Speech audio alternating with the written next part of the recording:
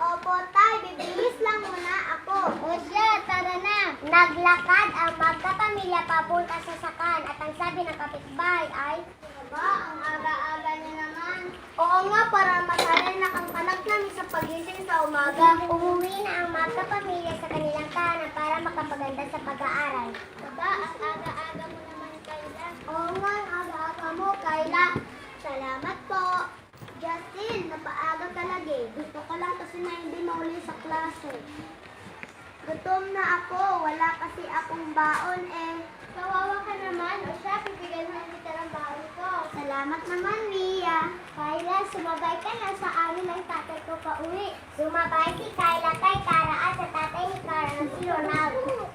O siya, narito na tayo. Kayla, gusto mo bang maglaro kasama ako? Hindi mo na ngayon, Jose. Tutulungan ko pa ang pamilya ko sa pagtatanim. O sige, pagkatapos na naging mabuti ang kanilang buhay dahil sa kanilang pagsisikap. Ago!